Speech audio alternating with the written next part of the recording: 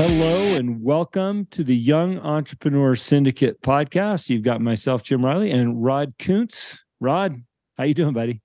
I'm doing great. Thanks, Jim. We're in the middle of what I heard somebody describe as Dead Week. I've never heard that term before. Have you? Never. Dead Week. It's the week between Christmas and New Year's, where I get, most businesses are shut down. That's pretty obvious. Or people that are working aren't doing a lot. I don't include myself in that list of not doing a lot because I've been pretty busy this week. But somebody described it as Dead Week. And it's a week to reset, reorganize, and get prepared for 2023 in our case. But no, I've never heard that before. It's kind of interesting. I always thought it was exchange and refund week. But I could see that, right? It's cleaning up from the holidays, right? And I think the best thing for me at this point in time is that it gives you a chance to reassess, even with returning items. And I do have, some of the gifts that we got are coming back and we're going to have to do the exchange thing and all that. So it's not over yet, but it really causes you to clean up, right? You have to clean up last year to get into next year. So let's clean up what we need to clean up first, Vaughn. Yeah, I'm not sure I like the connotation of Dead Week, but I don't like it at all. I have said often, or for many, many years, that this is a great week to ramp up your business efforts and be prepared for next week when people start coming back to work. Now, when you're working for yourself, in my opinion, this is a good time to get ahead of everybody and utilize the time where people are playing Dead Week, doing something else. Yeah. Well, if nothing else, let's rephrase that. Yeah. Let's do that, and let's call it Catch Your Breath Week, Second Wind Week. Change the narrative a little bit here. I hate to use that. It seems like it's everywhere you look now. It changed the narrative. I don't want to be saying that. Yeah. However, we can make a difference by the words we choose. Well, it's appropriate, right? It is appropriate. Change the narrative because a lot of people are stuck in a different narrative, which leads me to today's topic, which, look, it's going to be a little bit of a cliche or an expectation from our listeners, but I do want to talk about goal setting and the future, okay? And just kind of referencing my own book, The Freedom to Say Yes, that is on Amazon. If you haven't picked up a copy, you can grab it, The Freedom to Say Yes. Chapter 7 is about goals. And I kick off that chapter with a quote from my buddy, Andy Frisella. He says, everyone makes resolutions. Winners make lists of shit they're going to do. Yeah. I like that. Winners make lists of shit they're going to do. And it's funny because I'm looking across my desk. I have a list I started this morning of things. I'm sure they're going to get done too. I have a list as well, Jim. And there's things to be learned from my list because my list is literally from last week. And then I had some unexpected medical issues, right? Dental issues that popped up. And my list is still there from last week. I'm crossing things off today that I'd hoped to cross off literally a week ago. And they're still on the list and there's still goals, there are things to do. But you can't get frustrated. You need to just go back to the list, go back to your goals. And I like what your book always says. This is your chance to get ahead. When other people are slacking off and taking that break, this gives you that chance to take one step out. If that's that one thing, we've talked about that before too. Yeah. What is the one thing you can do? Well, this is one thing you can do. Get your list out, dust it off. And if you had setbacks, that's okay. Acknowledge them and move forward. Well, let's talk specifically about, goals, writing them down, the importance of writing them down, and how to approach them. And, I know that we look at them differently because we operate from a foundation of having goals and being long-term goal setters or list makers or whatever it is that you want to call them. But I want to give people some tools, and I'll start with what I do. And then Rod, you can talk about what you do, but there's two ways that I approach my goals. And I would say first and foremost, before I even make the approach on the goals, is that I've established what my values are, my own personal core values. I've talked about them a lot on my podcast and in our group, the Young Entrepreneur Syndicate. And that is, my values are God, family, health, giving back, right? Making time to be able to do all those things. And then finally, my last value is business. And if I use that structure of values to create my goals, I know that my goals are going to be targeted towards my own happiness, right? And so then when I look at the year and what I look to achieve for the year in terms of goals, whether that is business or pleasure, they're already aligned with my values. So I know they're going to be on target. And I build out very, very specific goals with timelines and expectations and what that looks like. And the reason why I'm so clear on that is so that I can utilize that clarity in my visualization process, which I don't do as much as I should, but I like to visualize what that looks like, achieving that goal. What does the finish line look like in my head? So that those goals become very tangible items in my mind and on paper. And by the way, writing them down is way more powerful than typing them out on your computer. Now, I do both. I create a spreadsheet where I map out my goals, both short-term, long-term. I assign monetary value to them if they're things that are going to cost money. But I also write them down on a regular basis so that I have the act of transferring that information from my head to my hand to the paper that I can look at frequently that's been written down. And I think that's a very powerful tool.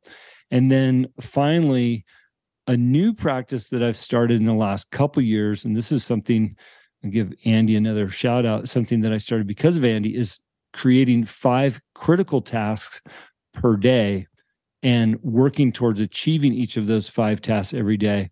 And I've found that if I do that, I'm generating specific momentum towards my goals and things that I want to get done. Also, within those 5 critical tasks, I've built some habits that I wouldn't normally create.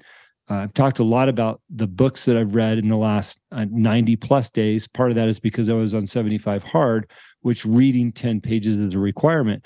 But I've read 6 books in 90 days, really good books, matter of fact, things that I've learned from. And so by writing down the critical task of reading every day, it has now become a habit.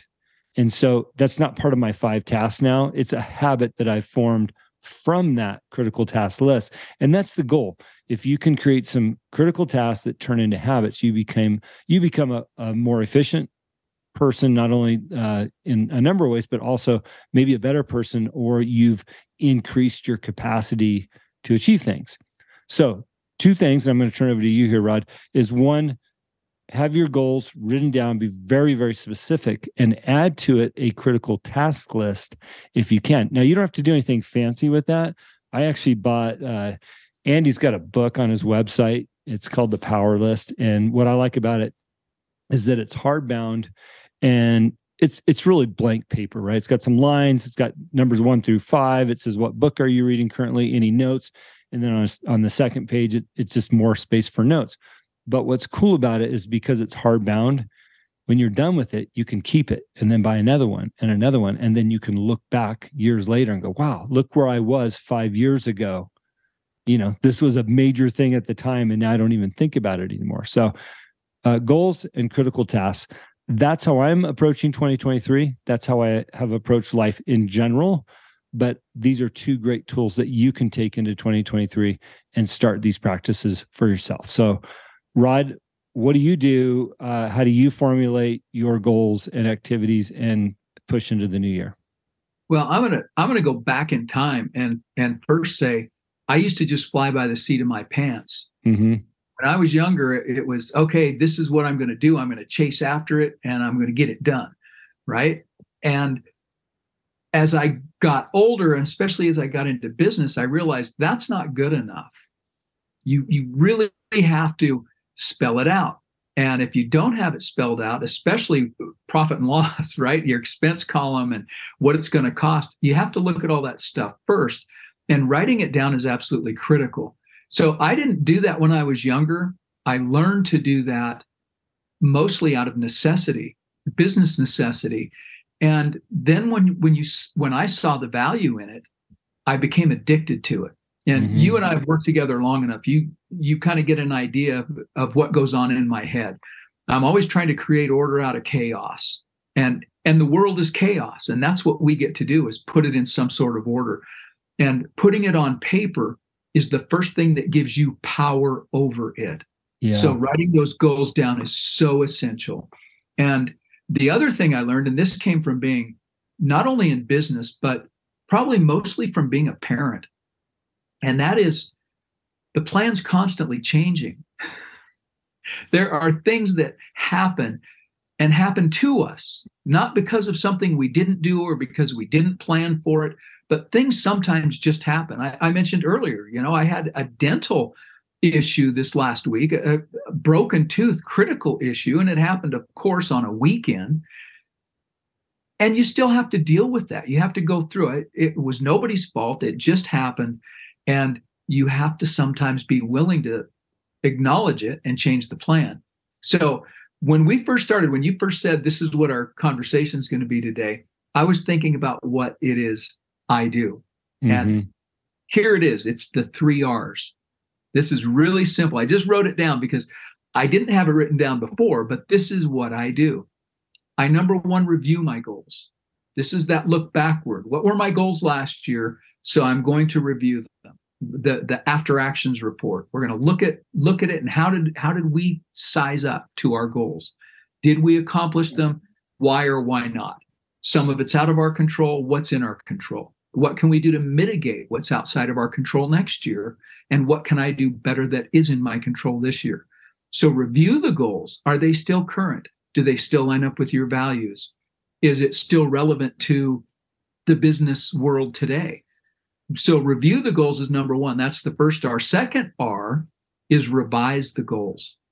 There's always something we can tweak, change, make better, set it. And maybe it's just changing it from a long-term goal. Maybe those are now midterm goals and we need to make different long-term goals. The idea is setting goal after goal after goal. We never achieve it all until we leave. Until we leave this planet, we don't get to say we did it. We always have to go from goal to goal to goal. And so having a short-term goal, a medium goal, and a long-term goal should constantly be under revision, because we should be attaining those short-term goals and then setting new short-term goals. And so revising goals, that's number 2. And number 3, and this is probably the biggest one, and if it takes a New Year's resolution to do it, here it is. Recommit to your goals. Just recommit. If we fell short, if the world got on top of us, if we got behind, we didn't get it done, we don't need to beat ourselves up. We need to recommit. So spend that energy, that mental energy, not on looking backward. Recommitting keeps you looking forward. And I'm in a constant state. And like I said, parenting probably did that more than anything, because there was always something that came up. 4 children and life and all the activities and trips to the emergency room and running goals had to be shifting, constantly moving. And the goal itself didn't change, but the timeline would change. Sure. And so it seemed like a changing goal, but it really was a timeline issue.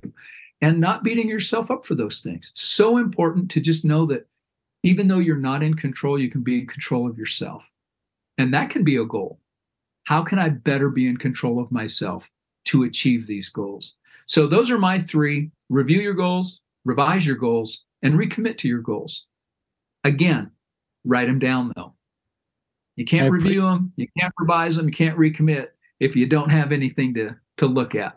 Yeah, and I appreciate that recommit, because oftentimes we'll write our goals, we'll fall short, and then all of a sudden it's, I'm not going to achieve that. And you start walking away from it. And the reality is it might just take a little bit more time. And so instead of quitting, recommitting to focusing on that goal and achieving it, you can find success in it. Obviously, you've had it there for a reason. Now you may revise it, but to recommit to it is really important. So thanks for bringing that up. I was just thinking later after this show in a few days, my interview with Raylan Davis is coming on. You'll find it on this channel. And Raylan talks about something, it's really about coaching. And we have, if you haven't seen our Young Entrepreneur Syndicate, Rod and I started this group. It's almost been a year now. We've got a great group of entrepreneurs and what we call intrapreneurs in there. And, we're teaching things that we've been doing our entire lives. And I don't want to say that it is so, like, you're not going to get it anywhere else. But what it serves as is a great reminder, just like this podcast, a great reminder of the things that you could be doing to improve and be better. But there's so many tools. You don't necessarily have to pay for those tools. You just need to know where to get them, the resources, et cetera. So I would love for our listeners to dive in and figure out how to become better, how to chase after those goals and find happiness within their goals and the things that they want to achieve. And if you need help along the way, Rod and I are here for you with the syndicate, or there's a lot of tools available to you.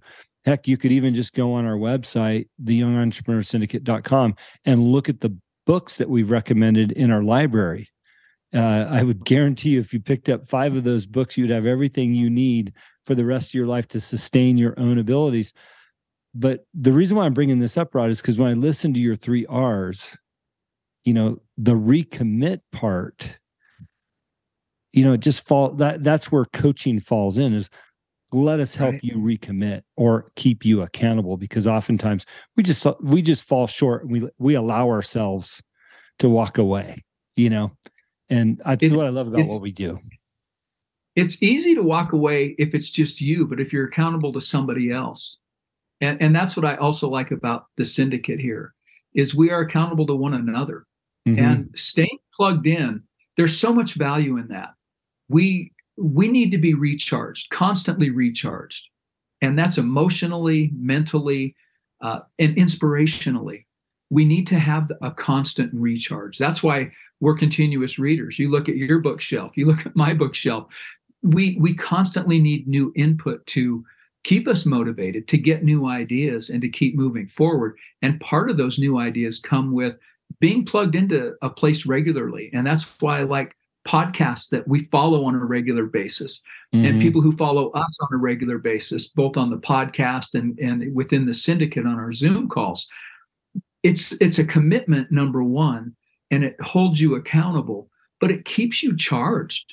We lose that charge if we're not constantly being pressed to move forward. We need that to keep going. And I think that's critical. So that can be part of your recommit to get to your goals, is what am I doing to stay charged up? What am I doing to keep my energy level, my mental level at 100%? Because I guarantee you it's going to go down, and it's going to go down. And all these things are wearing on it throughout the day, throughout the week, throughout the month, throughout the year. What are you going to do to keep that charge level up? And some of it's just plain momentum. Mm-hmm. We're self-charging systems, but we have to get that momentum to keep going. And I think that's what we are, is we're a momentum team. We keep the momentum going. That's right. Well, I'm going to add a little jet fuel to this as we wrap up this show. And I'd like you to comment on it as well. One of the things that I'm recommitting to in 2023 is something that I've practiced most of my life, but I want to elevate the practice, and that is more giving. I want to be more giving than what I've done in the past. In other words, we'll just use tithing as an example, because that's such a normalcy for people to talk about. It's biblical to tithe, and the suggested is 10% of your earnings, right? And you tithe before you pay yourself, or before you take care of others. So tithing is so important. Well, I want to look beyond that. And this is a practice that I started about 6 to 8 months ago, is looking beyond the giving level that I've done in the past and really elevating that. And not only is there a need out there for an elevated give back to the communities that we live in, our churches, our schools, but there's also a value as a family to operate under those conditions. And I've seen my kids grow and benefit from our giving as a family knowing that we're not being selfish with what we've been given and what we have. I literally watched my kids, and we talked about it. They just hadn't looked at it in these terms. They received some money for things for Christmas. And we talked about giving 10% of what we were given for Christmas. And my kids, they both received $75 total. So each of them pulled out their purses and pulled out $7.50 and put it in an envelope each to tithe to church, and it was neat to watch that. But the important thing there is that they're understanding the concept of giving a portion of what they've received back. And there's so much value in that. And we can do an entire show on that.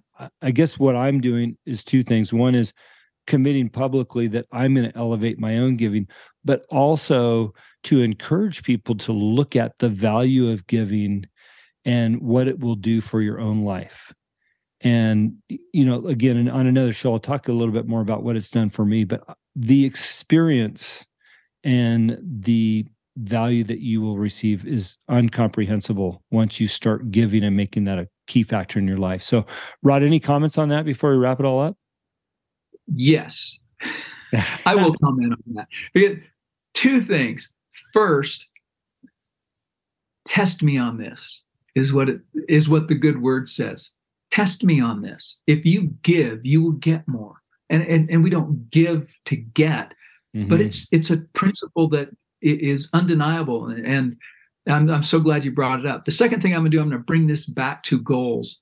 And that is, I think it's so important when you're setting your goals to get your family involved. If you have a spouse, if you have business partners, if you have children, as a family, they need to understand what your goals are. Because if you're going to be late or you're going to be traveling or you're putting in extra time here, they need to understand why. And being a part of your goal setting is important as a family. I think it's going to make you healthier. It'll keep everyone on the same page. It's going to alleviate a lot of future stress. So when you are setting your goals, whether you're reviewing, revising, or recommitting, review, revise, and recommit with your family as well. You don't run as a solo, runner in this game. So get the rest of the team involved, whoever that team is in your life.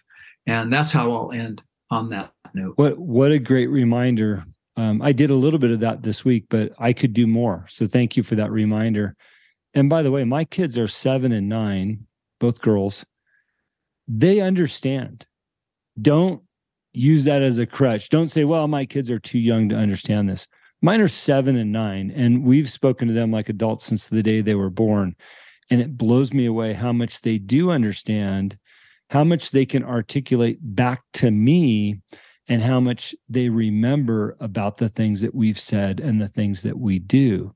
So, Rod, what a wonderful point, because our kids will also help hold us accountable as a family, especially if we place a level of importance on it. So I think this is a great way to start the year. I hope that the message resonates with you to write your goals down, review your goals, recommit to your goals, revise your goals if need be. Also, generating a critical task list to add value to those goals on a daily basis, and then look at and review your giving philosophy in your own life.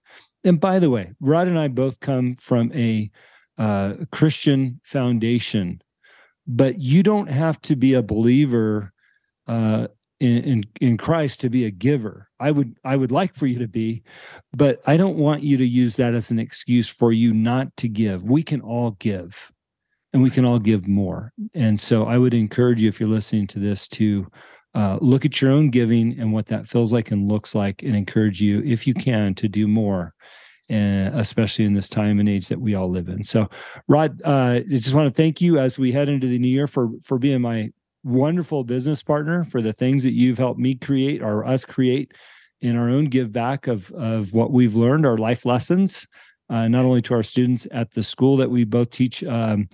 They call us adjunct professors, the things that we teach there, as well as the things that we teach in the Young Entrepreneur Syndicate. We don't talk about it on this show, but we also have another business called the 1776 Syndicate, where we help people run their own election campaigns to become elected so that they can be more involved. So, Rod, I just want to thank you for all that. And I'm really, really looking forward to 2023 and the things that we do together, as well as with our other partner, Rachel. Thank you, Jim. And thank you, Rachel. And thank all of the listeners out there. Tune in, pass this on to others, subscribe to the channel, and plug into us regularly. Reach out to us. Love to hear from you. Right on. Well, we'll leave it at that. Share the show if you like it. That's the only way it's going to get out there. As you notice, we don't play commercials, so it's not like we're paying for ads. So anyways, have a wonderful kickoff to your new year. Thanks for tuning in, and we'll talk to you next week.